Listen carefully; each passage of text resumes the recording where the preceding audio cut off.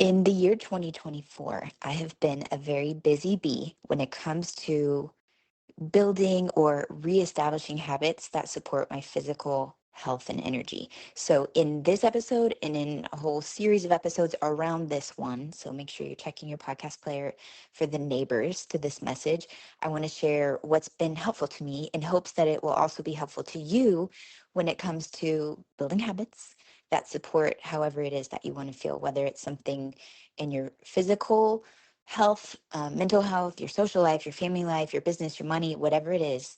I'm going to share with you my field notes and all my mixed metaphors in hopes that you can experience what it feels like right now, which feels good because currently, over the last few months, as I've been building these habits, I have felt a drastic shift in my physical energy, but also my mood and my parenting, just feeling more confident, meaning trust, right? Like that's what confidence is, it's trust. And I feel more confident in trusting myself to keep my word to myself. And that's priceless. So, okay, let's get into it. So, at the end of 2023, there were all kinds of signs that my body was like, hello, I need some, I call it loving attention. I'm not going to do anything that's super intense and hardcore because I'll just rebel against it. But there were signs. Okay, so like I said, I was feeling tired. I was feeling very stressed and not able to recover as well. My moods were getting more and more extreme. I was just feeling kind of disconnected from myself. And then when my energy was so low, then I'm wanting to withdraw and disconnect from everyone else. It sounds really extreme. It wasn't probably obvious to everyone else, but I was feeling it. Like there was just some kind of red alert. Also, my weight was creeping up slowly or not so slowly. Like my clothes, I've been in the same 10-pound range for the last few years, and I was scooting up beyond that. And I'm like, okay, what's happening? Like, I'm not handling whatever stress, which life is going to have stress. I'm not handling it in a way that my body can actually process. And so I just started paying more attention. And then I had my checkup in February of 2024 and noticed some things on my blood work were off, like my iron, my ferritin was really low, blah, blah, blah. But you get the idea. Okay. So these are all the things that were leading up to me being like, okay, pull yourself together, woman. Let's find some things that we can do to test and see, put the scientist hat on and see how we can help ourselves here. Like what's within our control. Certain things we can't control, but certain things we can. So let's get honest about what those things are.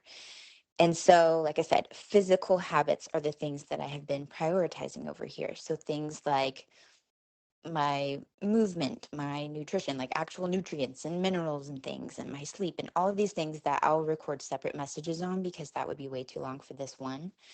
But I'm sharing this with you because now that over the past few months, little by little, some changes and shifts have been quicker, and then some have just been more of a gradual snowball of my energy and just my sense of confidence that I can lead myself and trust that I will show up for myself and follow through on my commitments to myself naturally. Now that I've sorted that out for myself and for my family, my home life, then I'm feeling sparkier around my business and creative life, which is why I'm actually recording this message. So it's very meta per usual because I have been feeling this spark, right? Like once the baseline is covered, then I'm like, okay, I want to share, I want to connect. I know that part of what I love to do is by recording these notes to self and to you to share and document so that I can inevitably, when I fall out of this slipstream, then I can get back into it by listening to this message and remembering these lessons.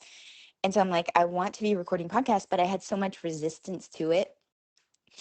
And so I had this light bulb moment yesterday while I was processing this out loud that what if I reframed, because it's been easy for me to just stack habits in my physical energy. What if I saw and lumped together recording podcasts and publishing podcasts with so that you could actually have a chance to hear and share and, discuss these ideas with me? What if I reframed that as a habit for my physical health too? Like, let's just choose that path of least habit creation resistance. And how can I use the cooties, the inspiration cooties from the stuff I've been automating recently to then flash mob, tack on this new one? Does that make sense to you? So in this episode, I'm just sharing with you, this is the starting point. Like I said, there are going to be more messages to come to follow up and just add scaffolding to this structure of what's been helpful in building these habits. No, I have not read Atomic Habits yet. I know it's been helpful to so many people. So maybe this is what James Clear talks about in his book. I don't know, because I haven't read it yet. But here we are in this episode with my words and metaphors. So here's what I want to share with you. If there's a new habit, something that you want to do, if you perceive or imagine will somehow improve your life and how you feel, whether, like I said, physical, social, financial, spiritual, whatever it is, and you have massive resistance to it and you're not actually doing it, here's the first tip. I want you to notice what you already do on autopilot and why. Because you haven't always done the things that are currently autopilot, they weren't always autopilot. Why do you do these things every single day? What's the broad label that, like the clump of the category that these go with? So these habits, for example, I shower at night, I brush my teeth, I floss most days. These are things that I just do and I don't have to fight myself on it. It's not like, am I going to shower tonight or not? Like washing my face, my skincare, that kind of stuff is very automated for me. It's not automated for everyone, but it's automated for me. And so I'm looking and seeing what are these categories. Like I said, for me, it's been physical health. So, or like water, that's easy for me. I go everywhere. If I was a Barbie, my water bottle, my water cup would be with me. So what are the things for you that you automatically do? That's the first part, is just noticing. What are the things you automatically do and why? So is it physical health? Is it family stuff? Is it, your business or your job? Is there something that you automatically do every single day? It's just like you don't even think about it. Maybe it is for you, it's working out. Whatever the thing is, what is the general category and why are you doing it? What are the specific benefits that you get? And then I want you to think about what's this new habit that you're wanting to build? How can you see this habit as that? How does doing this habit actually get you even more of that result, whatever it is that you're getting the benefit from the stuff that you already do on autopilot? So it's like, I shower at night because I like to feel clean and rested and, complete with my day whenever my head hits the pillow. I like to feel like I'm taking care of myself. These are baseline foundational things. So for me, framing podcast recording and publishing as it benefits my physical health, because I feel more alive right now while I'm recording this. I'm excited by the idea that I can publish it and you might respond. You might tap the little comment box, take a screenshot and share it somewhere. You might email me. You might not, and that's okay, because I'm actually getting the benefit just from recording it right now. So that's a benefit to my physical health. It's also a benefit because I know it's a benefit to my parenting. So the physical health, some of the benefits, like I said, it changes how I'm showing up for my kids. So when I go pick them up from school in a little bit, I will feel better having done all the physical habits and things that I've been building. And also from recording this podcast, because it's like a mental tab I can close. Like I showed up. I filled that heart bubble today. We've talked about that in previous episodes of the recycle emoji, self fan biz, and like a heart bubble for each one. And how can you just like scratch it in and fill it in? So when your head hits the pillow, you're like, yes, fulfilled. I showed up today for the things that I care about. So me recording this is actually going to help me sleep better. And me sleeping better has so many benefits, from vanity and, like my skincare and all of that. And also my patience with my kids, my energy for all of the above. And so you see what I'm doing here? So I'm convincing myself and selling myself on the idea that me recording this podcast is actually good for my health and for my kids. It makes me a better, truer, more powerful, authentic version of myself to do this. I'm calling it a habit halo, or a halo habit.